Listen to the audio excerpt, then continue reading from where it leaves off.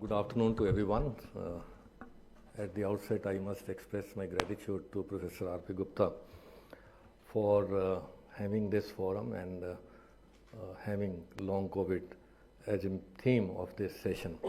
He and his team deserves a real appreciation for taking this cause to the public and as well as policy level. So he's well known for writing books and making policies and involved in almost all the health programs and policies for the Government of India. Thank you, sir.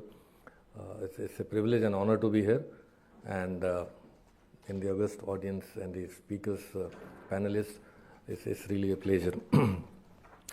So I wear many hats. So let me start with my core area of working, professional work, that is neurology. And right during the pandemic, the challenging 3 years which we had from March 2020 to almost end of the 2022, where we have gone through a very a big learning experience about the COVID.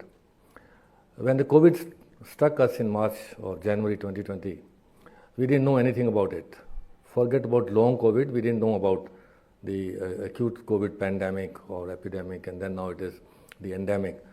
So that learning experience led to our treatment plans, led to our vaccines, led to our management strategies, led to our policy, and we have done really well as a country to handle that pandemic, not only in the medical terms but also non-medical terms, in economics terms. So that learning has been a boon to us, and I must also tell the audience that we were the country which supplied the vaccine to so many other countries as a vaccine hub and as a vaccine factory. So the Government of India has really done a public good for the global, at the global level, and that is something which we need to appreciate that.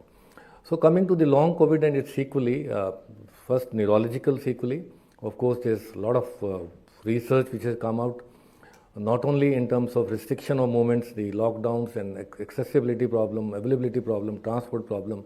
Patients with epilepsy, Parkinson, they have difficulty in taking their medications, adhering to medications, and now we are seeing the after effects of COVID as a neurological sequelae, which has increased in number of strokes. So we have published at least 10 articles on neurological sequelae of COVID in the literature in last 5 years, and right from stroke to Parkinson to epilepsy, all the areas have been covered, and we have seen rise in number of cases because of the embolic thromboembolic phenomena.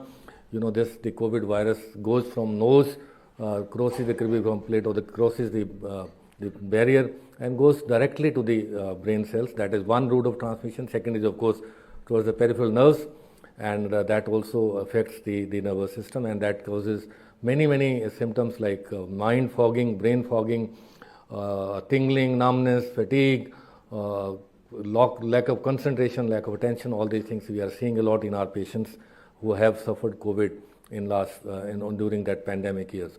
So sequelae are there and sequelae are being managed, but we need to be aware of that. We need to be aware of that patients do have neurological sequelae, and I'm sure apart from neurology there is a cardiological sequelae, and this will be taken up in this session. So that is one thing, that the neurological sequelae, including the strokes and increase in numbers of peripheral neuropathy and peripheral symptoms, that is main focus, and the research is now working how to handle these problems. I will not talk about the vaccine. Vaccine has been a boon for COVID prevention, and that is something which we have seen. The natural vaccine is also there. We have published a paper having the effect of meditation, yoga, mindfulness in preventing COVID. So we had 250 healthcare workers who was working closely with the COVID positive patients in the ICUs of Lady Hardinge Medical College, and we divided these healthcare workers, doctors, into two groups of 125 each and 125 control groups. So 125 healthcare workers who went for a very structured yoga meditation program. Out of 125, only one developed COVID, and the control group of 125, which had normal exercise program, had 9 patients. So you can say 9 into 1 is a very significant ratio, and that is a natural vaccine which we have been telling before the biological vaccine came into existence. So same thing goes for the long COVID also. We are advocating now the use of mindfulness, meditation to control these fatigue, the fogging, and the tingling, numbness, and other things for the COVID prevention. The second hat which I wear is the director of the Institute of Human Behavior and Allied Sciences, which is the largest neuropsychiatric hospital of Asia, having 3,000 outpatient visits every day and with 317 beds for the inpatients. And these patients are now, out of 3,000 patients, we get many patients who had COVID and now having mental health issues or mental health problems, which is anxiety. During the COVID times, there was a lot of fear of contracting the infections, spreading the infections. So we were scared of coming home and giving infection to our families. Similarly, the anxiety of what happens, uncertainty of what happens next after this pandemic, that economic sequelae of this. So mental health issues, again, a big burden, a disease burden after COVID, we are seeing it. And long COVID has led to a major chunk of depressive illness, and of course anxiety and OCDs and other mental health problems, which are again neglected, but still the patients now becoming aware of this, and stigma is associated with this. So patients having long COVID with mental health issues are now coming to the hospitals and getting the professional help.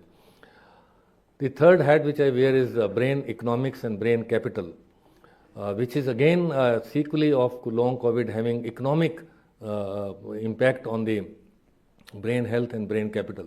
So 40 years ago, all the industrialists and all the big corporates had the physical assets. Now we are talking about the human capital, the human assets. So we are investing in human brain. If your brain is healthy, if your brain is skillful, if your brain is capable of putting out great output, then your GDP increases like anything. So $1 invested in brain economy leads to $11 in returns in the GDP, increase in GDP. India being the 5th largest economy in the world, and we are aspiring to the 3rd largest as Viksit Bharat now. So it's a big area where we need to invest in brain health, and I am glad that the Government of India has taken up this issue and constituted a national task force on brain health under my chairmanship, with the other stakeholders being secretaries and joint secretaries from the other departments and ministries, with the NIMHANS, AIIMS and other big hospitals coming up as a members of this task force. And our mandate is to provide the policy document to the Government of India, how to handle the neurological sequelae, including the COVID and of course the burden of neurological disorders, and how we can make our population brain healthy and a brain skillful, and which will invest in the brain capital, which will increase our brain economy and brain capital. I was invited at the United Nations General Assembly last year in September. Of course, Professor Gupta was also there. There was a science summit and there was one full day on brain health, and I was supposed to be there, and I was there for a whole day, and the Indian economy and Indian contribution to the post-pandemic era was really appreciated. And I can tell you that globally we are looking at our population being now brain healthy, and I would request all of you to be mindful as of simple 7-8 things which keeps us brain healthy, and we must invest in that brain health. All of you should participate in that, whether it is physical exercise or it is brain exercise, which we call cognitive exercise, whether it is learning new language, whether it is keeping your blood pressure, sugar, cholesterol under control, or cut down your alcohol or stop smoking. These are all life 10 principles which we advocate for a healthy brain, and they are not very difficult to adopt in our lifestyle, and that would cut down to the neurological disorders, whether it is dementia or Parkinson or strokes or other neurological disorders. So thank you very much, Professor Gupta, for giving me this opportunity to share our what government can do. There is one other aspect of this session. The government has already done.